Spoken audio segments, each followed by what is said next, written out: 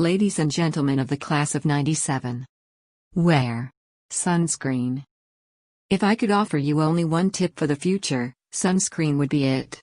The long-term benefits of sunscreen have been proved by scientists, whereas the rest of my advice has no basis more reliable than my own, meandering experience. I will dispense this advice now. Enjoy the power and beauty of your youth. Oh, never mind.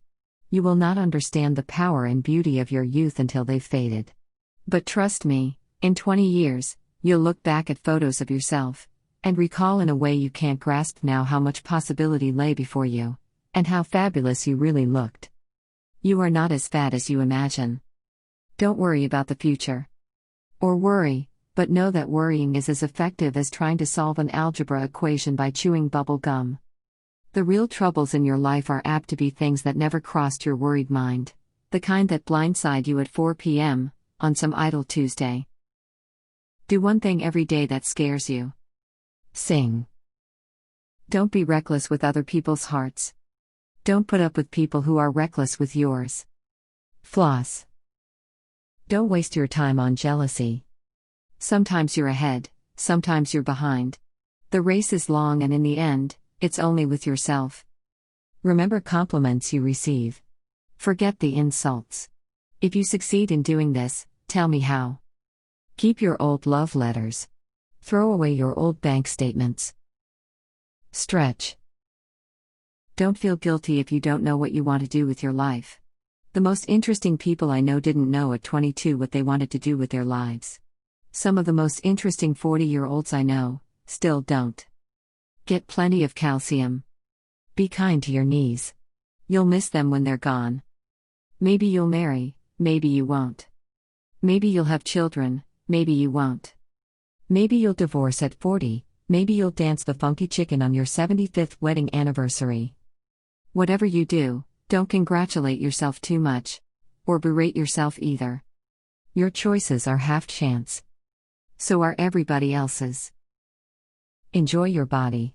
Use it every way you can. Don't be afraid of it, or of what other people think of it. It's the greatest instrument you'll ever own. Dance. Even if you have nowhere to do it but your living room. Read the directions, even if you don't follow them. Do not read beauty magazines. They will only make you feel ugly. Get to know your parents. You never know when they'll be gone for good. Be nice to your siblings. They're your best link to your past and the people most likely to stick with you in the future. Understand that friends come and go, but with the precious few you should hold on. Work hard to bridge the gaps in geography and lifestyle, because the older you get, the more you need the people who knew you when you were young. Live in New York City once, but leave before it makes you hard. Live in Northern California once, but leave before it makes you soft. Travel. Accept certain inalienable truths: prices will rise. Politicians will philander. You too will get old. And when you do, you'll fantasize that when you were young, prices were reasonable, politicians were noble, and children respected their elders. Respect your elders. Don't expect anyone else to support you. Maybe you have a trust fund. Maybe you'll have a wealthy spouse. But you never know when either one might run out. Don't mess too much with your hair, or by the time you're 40, it will look 85.